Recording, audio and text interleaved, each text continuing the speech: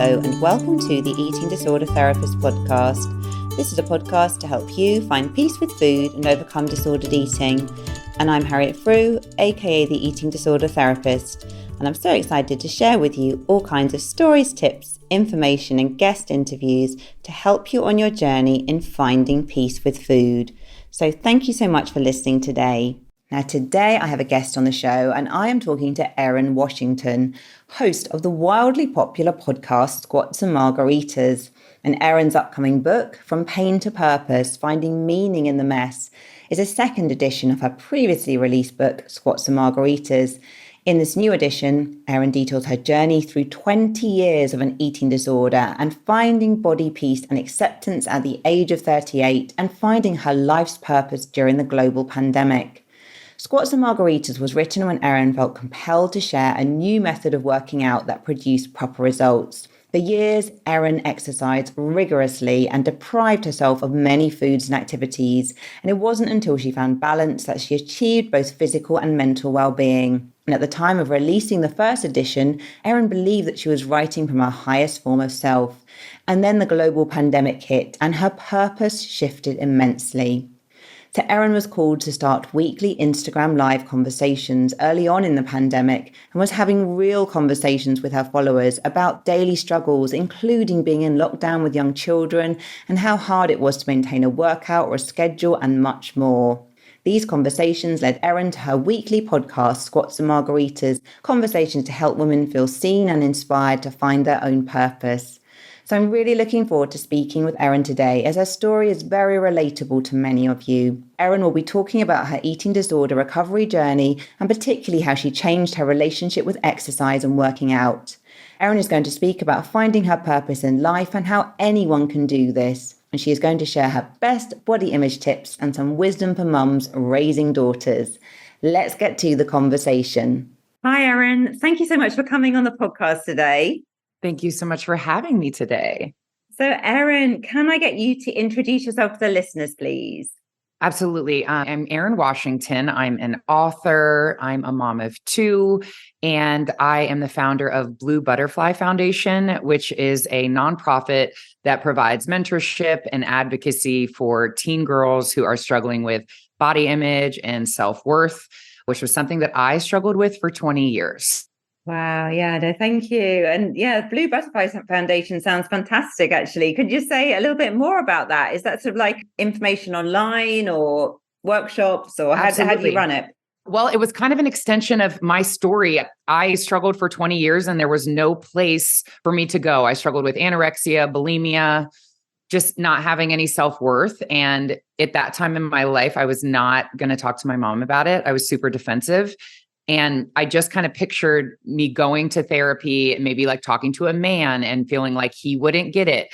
And I wanted there to be a place where someone who had been through that same thing could provide the mentorship to someone was saying, I'm struggling with bulimia. I would be talking to a woman that has also come through bulimia. So it feels like a trusted person who understands and hopefully through the mentorship can kind of convince the girls to talk to a therapist if that's needed. It's not in place of therapy, but it's kind of like a starting point of a trusted person that has been through that same thing, whether it be body image, anorexia, anything that's making a teen girl feel kind of alone and unseen. Blue Butterfly Foundation would provide mentorship and hopefully get them to get the support or therapy that they need. Yeah, and it sounds fantastic. And I think what's really quite coincidental, actually, is I literally had someone on my podcast a couple of weeks ago who set up a similar sort of thing in the UK called Been There. And again, it's about kind of like pairing someone with a mentor, someone who's been through it, because I think for many people, like therapy, sometimes they're not ready for it, or they feel like the therapist isn't going to relate. And mentorship can just be such a fantastic stepping stone, can't it? Or maybe even enough on its own sometimes to really help someone feel less alone and more supported. Yes, I love that. I'm going to have to look that up. Maybe we can partner together. Yeah. And I go to therapy. So it's like nothing against therapy, but thinking of myself when I was really in the mess, like 16, 18, I wasn't ready. You carry a lot of shame, and going and like talking about it to someone else and letting them know what you're doing can be embarrassing. And like I said, shameful. But if you know you're talking to someone else that has been through that, it kind of lets that shame part kind of release, and you can kind of just really get into healing because you know the other person isn't judging. Yeah, no, I'm so with you with that. And could you tell us, Erin, a little bit more about your own journey through eating disorders and how that sort of developed and how you sort of come out the other side? Absolutely. I think my story kind of starts with soccer. I became obsessed with soccer at a very young age. And I am a firstborn obsessive perfectionist personality. And I was all in on soccer and I would train all year long. I have 3 younger sisters and we all played, but nobody was obsessive like I was. And going into high school, I just kind of equated thin with like fit and the best scenario for soccer. So I needed to be thin so I could run faster. And I came into high school super thin because I was 14. But then when your body starts to change, like I was about 15, I started putting on weight, just going through puberty. And like I said, that was not ideal for soccer. And that's all that mattered to me. So my sophomore year in high school, I drastically reduced my calories. Harriet, I remember there was a point I wouldn't eat carrots because it was a starchy vegetable. I would come home from school and make myself take naps because it was time that I wasn't eating. And I got super thin. My junior year, my coach called me on it and was just like, your crosses aren't strong anymore. You've lost all the strength in your legs. You're really getting too thin. And when he equated it to soccer, I knew I had to start eating. And that's kind of when my eating disorder evolved from anorexia to exercise bulimia, where I would jot down every calorie that I ate and then go and work off the same amount of calories on an elliptical machine, like a cardio machine. And that continued through the rest of my high school career. I ended up getting a Division I college soccer scholarship and came into college soccer fit, ready to go, in great shape. And I ended up not playing and not really knowing what to do with that. I stuck it out for 2 years. And then in the middle of my sophomore season, I quit because I wasn't playing and putting so much time into it. That is when I realized how much soccer had been my identity and my worth. And in an instant, it was gone. And at that point, I fell into deep depression, having lost that identity. And that is when bulimia crept in. So that was the third eating disorder that I struggled with. That was the worst. It was the one that I struggled with for almost 10 years. And losing that identity and sitting home when all of my teammates were going to soccer practice and soccer tournaments, I think I initially thought that getting rid of my food would be a way to get rid of extra weight that I had put on, no longer playing soccer. But what it became was something that I could not get a grasp of and dealt with. All I thought about for the next 10 years, the next time I could binge and purge, I hid it from my roommates and was just kind of lost for about 10 years. That's basically the story of the eating disorders. And then it kind of went into a healthier space. I don't know if you want me to stop there. Yeah, well, I definitely want to hear more, actually. I mean, it's just so much to like pick up on already. But yeah, it's so interesting as well. Like, so you're the eldest of 4 girls. I'm also the eldest of 4 as well, which is really interesting. And wow. Yeah, I also suffered from bulimia for a decade, actually, as well. Yeah, we'll have to talk a bit more off air.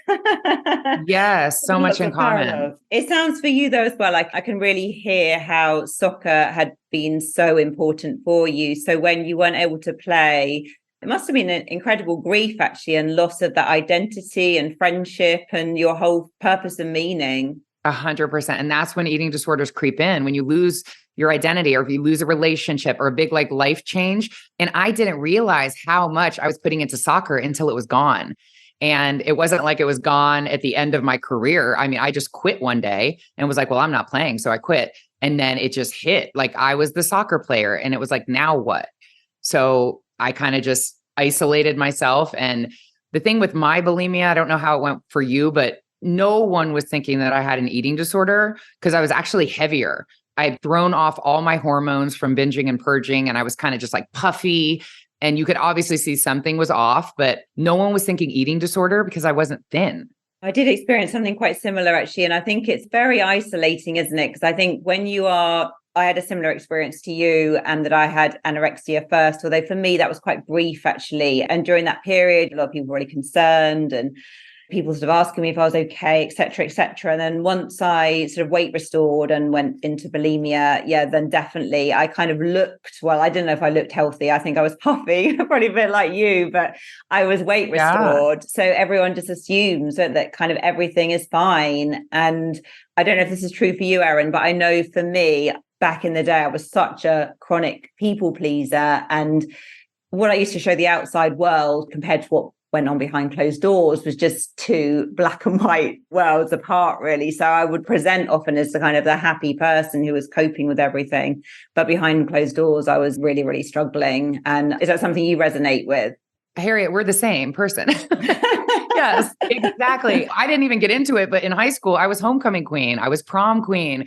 It's like a lot to uphold, and everybody obviously thought I was something and I didn't see it. So I had to uphold, I had to be the homecoming queen and the prom queen and act like I had it all together. But inside, I was struggling so much. It was like I held myself to an almost unachievably high standard. So I was never satisfied. I was never thin enough. And it's like when you have those titles, when everybody looks at you a certain way, you have to maintain that. I couldn't gain weight. I was the homecoming queen, and it was like people expected this of me. I was the captain of the soccer team, and it's a lot to uphold, especially for a firstborn perfectionist personality like we had. So yeah, everybody thought everything was great. And I stopped doing it and kind of got a hold of abusing my body, and nobody knew because of the shame. I never wanted anybody to know about it. And the only reason I didn't go into treatment was because of shame. Then everyone would know I had a problem. I had stopped doing the behaviors, but I was still living with all the noise. It's going to be something that I carry probably for the rest of my life. I don't do anything like that anymore, but I feel like it's always still kind of a part of you. So can you tell us a bit more, Erin, about what happened next? Because I realize as well, you've been on your own journey with sort of exercise, haven't you? And that side of things. Absolutely. So I deemed myself healed because I wasn't throwing up my food anymore. And I was like, oh, I don't do that anymore. But I was still severely restricting my calories. I was only eating salads. I wouldn't snack because I was saving my calories to the end of the day, compulsively over exercising, and had told myself I'm not sick anymore. I'm not abusing my body, but I was not taking care of it. And it was kind of a turning point. I had my daughter. I was 34. And I had my daughter, and I was working out every day, and a trainer at my gym was like, how can I help you? I know you're so frustrated. And I'm like, yeah, because I'm doing everything right. I barely eat and I exercise every day and I can't lose weight. And he just very matter-of-factly was like, well, yeah, you're over exercising and you're under eating, which, Harriet, is what women are taught. Just count your calories and exercise. And I felt like I was doing the right thing to maintain my weight. He's like, your body is starving. And from all the years of abuse, my metabolism had completely turned off. And he's like, you're not fueling your body enough to do these workouts. And it was just very matter of fact, your body is starving, your body has turned off. So when he kind of convinced me of this, and I had tried everything, I was probably about 20 pounds of pregnancy weight that I was trying to lose at this point, and just frustrated. And this man just saying, you're not listening to your body, you're not fueling your body.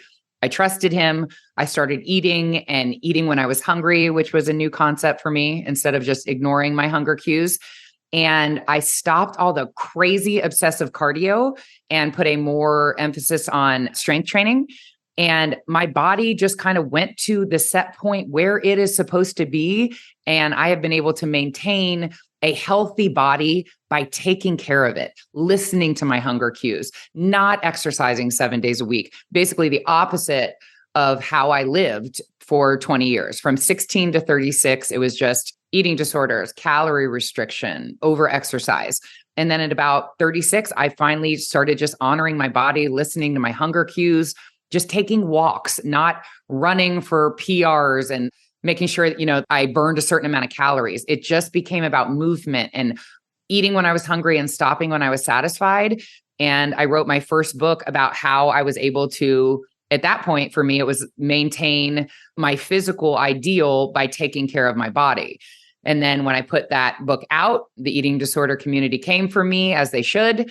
and were like, this woman is not healed. And I was super defensive, Harriet. I was just like, I don't do anything like that anymore. I do not have an eating disorder. I know what that is like, and I don't abuse my body. But now I know that they were saying it was my language, and it was kind of where my head was at. I actually wrote a second book, and it was about the journey of how it's not about finding a physical ideal. It's about respecting your body and listening to your body and just letting your body be where it's supposed to be and being okay with it. And once you find that kind of body acceptance and self-acceptance, I feel like the rest of the world kind of opens up for you, and you live in alignment for why you were on this planet. And it was when I started living that way that I got the idea for the nonprofit and starting my platform, helping the women that are still in that eating disorder mess by sharing my story of how I came out of it and inspiring them to do the same. And now I have a podcast talking about body image, body acceptance, and I speak all across the country, especially to moms, about modeling these behaviors for the next generation of daughters. Time for a short advertisement break. Are you tired of being tired and fighting with your body while the emotional eating or binging continues? You are not alone. Emotional eating is not your fault, yet it is something you deserve to fully overcome. Are you ready to gain massive insight into your emotional binge triggers and understand the roots of why you're in self-sabotage with food and your body? You will definitely want to check out emotional eating, digestive and hormone expert Amber Romagnac's The No Sugar Coating podcast, with over 400 episodes diving deep into emotional eating and binge triggers, female hormone and gut issues, weight blocks, cravings, and the physical, emotional and energetic connections. After overcoming her own food addiction, binge eating and emotional eating behaviors fully, and now coaching over 1,600 women in the last 10 years, she provides a deep level of knowledge to help assist you forward on your journey to food and body freedom and beyond. This podcast will help you build a newfound level of awareness that you may have never had before. And there's no diets, no quick fixes, and no band-aid approaches here. The podcast is about building self-love, acceptance, confidence, and becoming in tune with your relationship with food, thoughts, symptoms, and will help you start to take your power back. If you truly want to feel free from emotional eating, come take a listen. Visit amberapproved.ca/podcast to start listening and take the next life-changing step on your journey.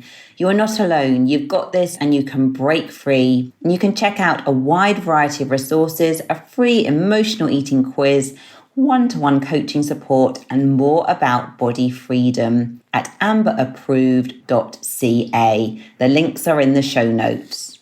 So, Erin, what's so interesting? When the guy at the gym sort of said that to you, back when you were in the midst of like overtraining and cardio, it sounds like what's really interesting, you were obviously ready to hear that message, were you, at the time, do you think?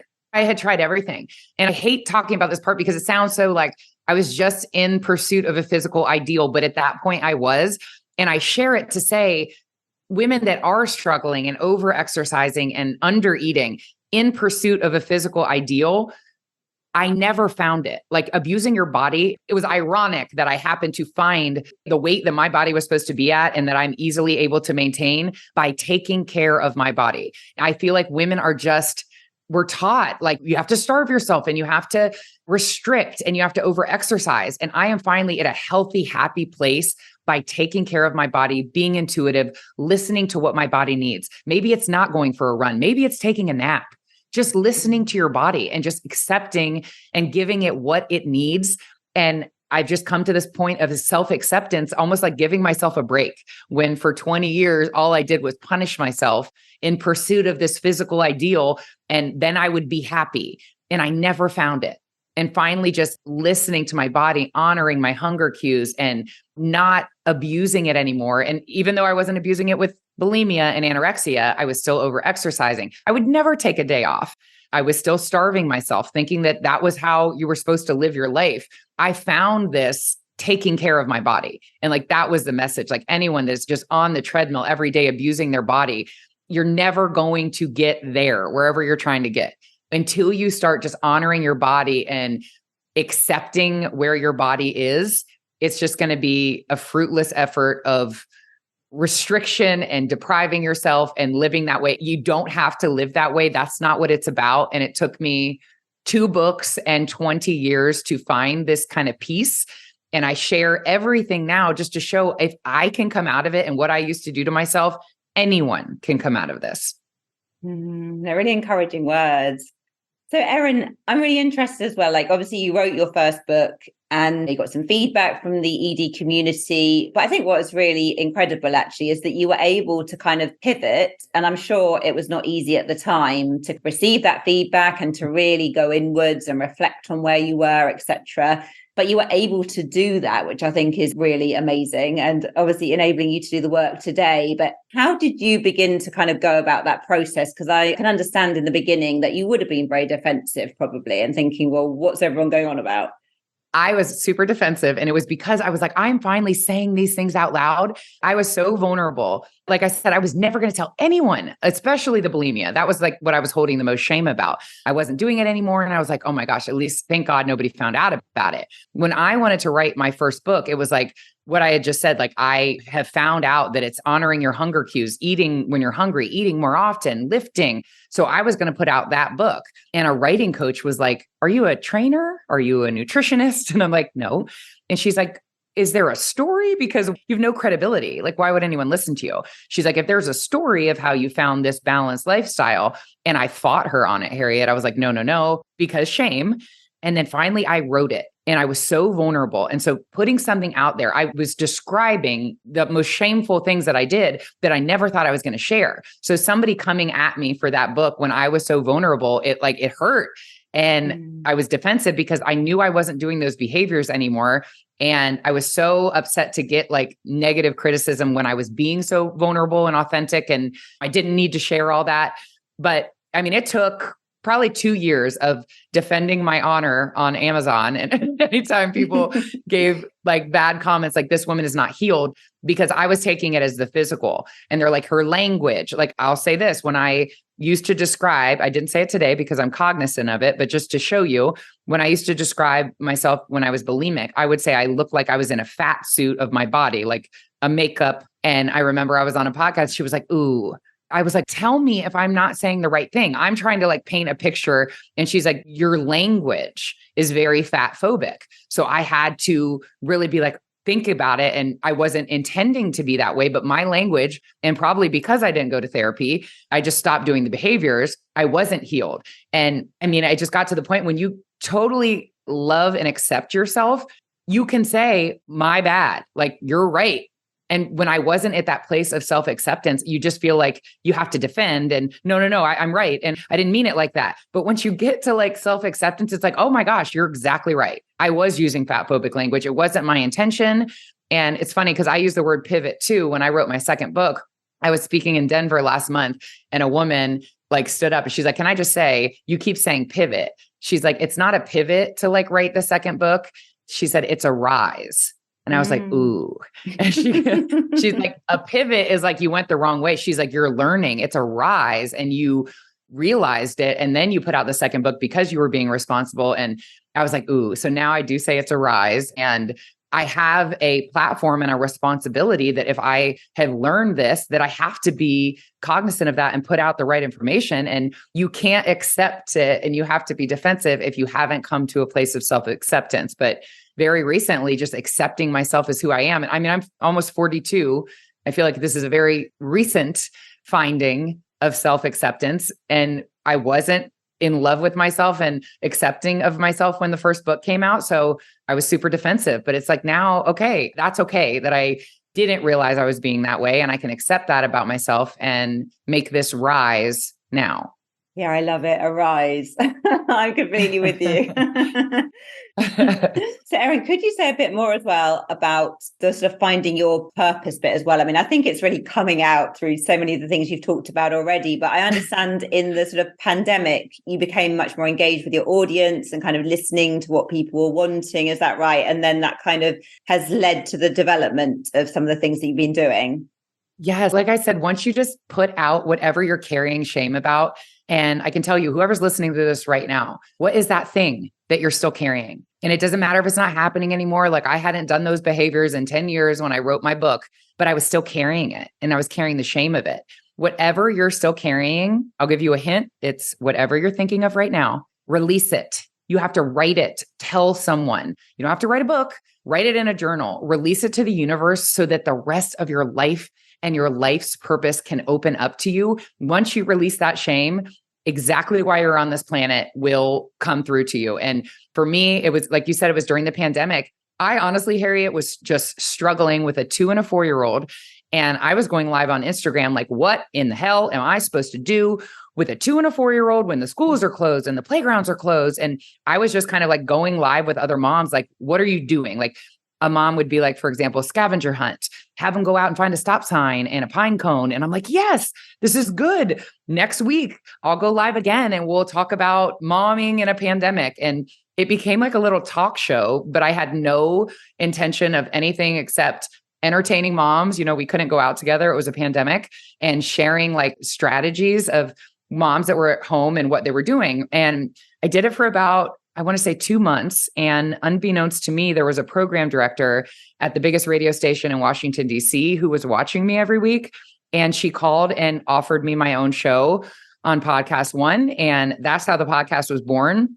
And I took that platform and started just asking bigger Katie Couric, a lot of Real Housewives, Gabby Bernstein. I just shot my shot and asked them to do my show. And each of them was so vulnerable and authentic that I was like, this is it. This platform is why I'm here, to share vulnerable conversations, especially with women in the public, because I feel like a woman at home thinks, oh, they're a celebrity, they have it all together. I've had actresses and journalists share their struggles with eating disorders and body image. And I went through that mess to find my message. And my second book is called From Pain to Purpose.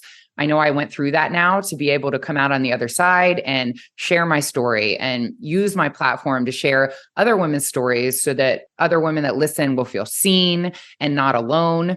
And it kind of came from there. I was like, I have this wonderful network of women, like powerful women that I never would have been able to connect with otherwise. So I thought of my foundation. I said, I could use these women to be mentors, to put on retreats and share their stories of how they came through disordered eating and body image. And now I need a place to do it. And where the name came from is, for 2 weeks, as I'm thinking about this foundation, a blue butterfly, Harriet, would land on my front porch every single day, and it didn't fly away. And it was starting to creep me out because I would like know where it would be. I would expect it. If my kids went out, they'd be like, Mommy, you're a butterfly. And I was like, universe, I see it. I don't know what to do. I see it. Okay, blue butterfly. And I'm on a call with my business coach. And she's like, the nonprofit, we have to get it up and running. What do you call it? And in that moment, it was like lightning bolt. I said, blue butterfly. And then Harriet, it left. Like I never saw it again. I know that my purpose in Blue Butterfly is to create a space for women to feel seen and less alone. And now to make a space for the next generation to feel safe, because I didn't have anywhere to go. So I created it. And my ultimate goal is for the women that come and share their stories and our mentors for the teen girls will come back as adults and be blue butterflies for the next generation of teen girls, so that there will always be blue butterflies in this world. God, amazing, actually. And it sounds like so much like serendipity, and just almost like you were really, in your flow, in your purpose, weren't you? Kind of things just like really landing and opening up, and it just sounds incredible. It's very, very inspiring, actually. Thank you. I just want to say that again, though, it only opened up because I released the shame of my secret. When I was carrying that, it was that shame. Shame keeps you small. And whatever you're holding shame about, it doesn't matter if it's something that happened to you or that happened in your childhood. If you have not released it or told someone, you are still carrying it, whether it's happening or not. And I'm telling you, once you can just be vulnerable and release it, opportunities will open up to you. Everything will align and you will find your purpose, but you're not going to find it until you release whatever you're holding shame about. I promise you. Yeah, no, wise words. It's such a sort of paradox, isn't it? I think sometimes it can feel so excruciating, can't it? The shame that we carry sometimes, and it just sort of like we want to kind of hide away, and then it kind of compounds it, doesn't it? Like you're saying, in a way, it isolates you. It makes you feel like you're the only one because no one says it out loud, especially bulimia. Like, I didn't want anybody to know what I was doing, but I can tell you if that's what you're struggling with, I get maybe 3 direct messages a week of women saying, me too. I've never told anyone. Thank you for sharing your story. You are so not alone in whatever you're carrying. I promise you, there are so many other women dealing with that same thing or men dealing with that same thing. We just don't share it. So they say our secrets keep us sick and isolated, and you feel like it's only you. It's not. Not everybody says it out loud. And the more we can share these authentic, vulnerable conversations, other people will feel seen and realize that they're not alone, and then release the shame of whatever it is because you're not alone. And you will find purpose probably through that pain. Like, if there's a woman listening to this, like, I haven't really found my purpose. I get that. Like, nothing that really lights you up. Look at something you've been through. And I can tell you there's still someone in that same situation that you could share your story and help bring them out. Or what's something you could teach someone, something that you have learned or been through. That's where you find purpose, by sharing it and supporting others that are still maybe in that mess. But it starts with acknowledging it to the universe and releasing the shame of it. There's so much truth in that. And I know I've reflected a lot on my own journey recently, actually, and realizing I was so drawn to working in this field as a wounded healer, but it was my saving grace in a way, because of that motivated me so profoundly, I think, to want to be able to reach others and for them not to experience what I'd experienced. I think you're so right. Everything you're saying, I just sort of resonate with so much, like, in a way, just kind of being open, dropping the shame. It opens the door, doesn't it, to purpose, and just so much more sort of joy and fulfillment than you can ever believe, really, when you're sort of compared to when you're trapped in the ED. Yes. And it's like me having a wellness platform or a wellness space, like, never in a million years was what I used to do with my body. But like, the fact that you can find something like this from that, like, the reason I'm able to do what I do, like you said, is because I know how it feels. And I'm a trusted person because people know that I get it. So they come to me, and I don't want people to struggle like I did. So it's almost like it's a responsibility. Like, I have this responsibility to, like, now find this profound purpose of bringing people out of it because I went through it. All the pain was for purpose, and make your mess your message. That's why you went through it. And then it's not like that struggle was in vain. It's like, oh, I had this really hard time in my life. At least now I have this. You can find purpose from the dark spot. Like, that wasn't for nothing. You went through it to be able to find purpose in it. So it's not just for nothing. Like, you find meaning in that dark time, which is like so profound. It was something that you've always struggled with or been kind of like sad about that time in your life. That's where you need to look to find why you're here. You went through it for a reason. Yeah, I'm so with you. So, Erin, could you share as well a bit about some of your body image tips for mums and raising daughters, and I guess sons as well, because like everyone struggles with body image, but I know this is something that you're particularly passionate about. I'm so passionate about it. Thank you so much for asking me that question. I think moms get this part right, where we build up, especially our daughters, and we're telling them they're so amazing and strong and beautiful. And my first tip is to stop with all the physical compliments, because it's going to make them find their value in the physical. So I have to almost choke it down sometimes, Harriet. Like, my daughter will come around the corner and I'm like, oh my God, you're so strong. Like, I have to be like, and kind, and use non-physical compliments so that they're not always thinking that it's going to be a physical, like their beauty, or it's very hard sometimes, but I'm always like, you're so smart. You're so kind. Use compliments like that. And then the second part of that is that we're very intentional about what we're saying to them. But if you're in the mirror, like, ugh, I got to lose 5 pounds, or I got to go on a diet, or look at this, and you're like kind of breaking yourself apart in the mirror, she's watching you. It's not just about what you're saying to her. It's how you're talking to yourself.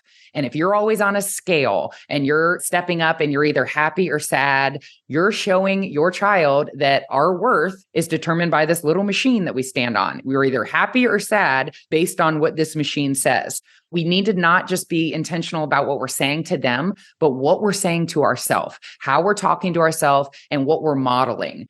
Another big one for me is like, love you, mom, if you're listening. She didn't know any better. And it was like diets before you go to a big event. Like, you have a wedding or you have this big awards banquet. So you go on a diet, and I'm eating well this week, or I'm not drinking wine this week because I have this big event. You are showing your child that the best, most worthy version of you is a thinner one. And that in order to be worthy to attend this event, you have to be smaller. And I think we just don't think about those little things. We're thinking about what we say to them, but what are you modeling? Because she is watching you. Yeah, and there's some great tips there. And I think what's so helpful is, isn't it, that I think the next generation, we're becoming so much more aware of these things. Thankfully, mental health, body image issues, we can start to kind of recognize these things. Whereas I think back in the day, often our parents just were unconsciously leaking out all this unhelpful stuff all over the place, weren't they? Doing the best they could at the time. And it's what they learned. That's how you were raised. You made me think of another one. Clean your plate. Like my daughter, she's very food motivated. She'd say, can I be done? And she'd show me her plate. And because I was raised, I was like, no, finish your food, finish your plate. I'm basically telling her, ignore your hunger and fullness cue that's saying that you're full and keep eating. And then the next part of it is she was eating to try to get a treat. Stop using food as a reward. Food is neutral. Food is fuel. And teaching them that it's just to fuel your body and not up on a pedestal, kind of like a treat, because that's how I used to view things. And that leads to binging and like looking at food as it's like this up on the pedestal, exciting thing. Food is neutral. Food is fuel. Stop with the like clean your plate, because it's telling them not to be cognizant of how their body's feeling. I always say, like, listen to your tummy. And if your kid is cleaning your plate to try to get another treat or more food, use a non-food reward. I don't know, let them play outside a little bit longer, get screen time. Maybe they can get $1. And then at the end of the week, they can go buy something. But my daughter was very like food motivated, and she would clean her plate to try to get more food, like another treat. So stop making food a reward and just teach them to listen to their bodies and that food is fuel for their bodies. Yeah, and a great wisdom. And what would you say to anyone who's perhaps listening, who kind of in a way like can rationally take so much of this on board, but is maybe really struggling themselves and worried as well about the impact they're having on their children? Like, what would you say is the first baby step really in just begin to take a step in the healing direction? I would just say, especially if you're a mom, if you wouldn't say it to her, stop saying it to you. If you are beating yourself down and you're not feeling like healed, but you want to raise a confident daughter, you have to stop abusing yourself because you're worried about her growing up with it. So you're being very like tactful with her, but I can tell you she is watching you. Get off the scale. Stop comparing yourself to social media because it's not real. And if you are scrolling and feeling bad about yourself because you don't look like the model in the photo, neither does she. It's been edited and photoshopped. Stop ruining your day by comparing yourself. Get off social media or unfollow accounts that are triggering you and making you feel any less than, and just make sure you know that she is watching you. So if you can't do it for yourself yet and you're not feeling confident in your body, fake it till you make it and model it for her until it starts to feel better for you. Because if you wouldn't say it to her, you shouldn't be saying it to yourself because she's watching you. Yeah, no, absolutely. It's so important, isn't it, to really, for us all to learn to begin to be more sort of self-compassionate towards ourselves, being kinder. Yes. And the other thing I was thinking about as well is just how we have to be almost quite radical, don't we? I think in terms of protecting ourselves and our mental well-being because of social media, etc. It's there 24/7. The algorithm is going to feed you so much toxicity potentially. And we do have to be quite radical sometimes, don't we, with our boundaries because of anyone exposed to those images on a regular basis. Of course, they're going to be impacted. Yes. And just knowing that it's not real. Nobody puts out a picture on their social media that they don't think is like perfect. They're going to make sure that they're standing in a certain way, their angles, their editing. So you're looking at their like edited best photo. So you're not just scrolling through and looking at average normal people. And then we start to see that all the time and think that this is normal. It's not real. If you're ruining your day because you don't look like them, you have to realize it's not real.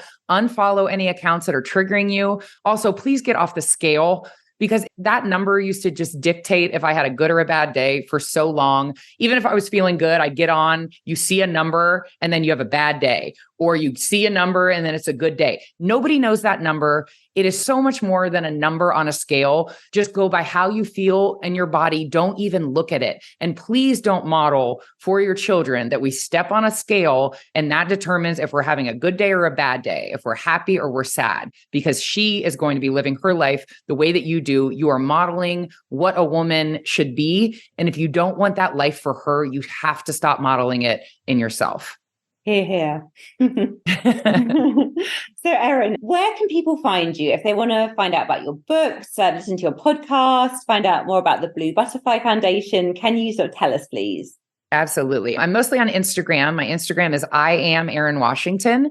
And then my podcast, Squats and Margaritas, is also on Instagram, or you can get Squats and Margaritas wherever you get your podcasts. Also on YouTube if you want to watch the podcast. The Blue Butterflies is my foundation. It's thebluebutterflies.org and the Blue Butterflies on Instagram. And my book, From Pain to Purpose, Finding Meaning in the Mess, is available on Amazon. Okay, lovely. Well, I shall make sure that all of those links are in the show notes, because I am sure that there will be lots of people that will be interested in all of those things. So much valuable content. So thank you. Thank you. Thank you so much for having me. Oh, well, thank you so much, Erin. Really appreciate you coming on the podcast. So inspiring. And yeah, I know listeners are going to get so much value from this. So really appreciate your time. And yeah, wishing you all the best. Thank you, Harriet. So I hope you enjoyed this conversation just as much as I did. Do go and check out all of Erin's details and her podcast in the show notes. If you're not following me already, you might want to seek me out on Instagram at the Eating Disorder Therapist _. If you're a counsellor or therapist, personal trainer or nutritionist, dietitian listening to this podcast, you might want to join my upcoming body image training on Zoom on Saturday, the 18th of November, 9:30 to 4.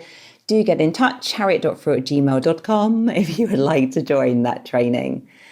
If you enjoy this podcast, I would be so grateful if you'd follow, rate and review, as it helps it reach so many more listeners. Thank you so much for listening today and for all your support of this podcast. And I look forward to sharing another episode with you very soon.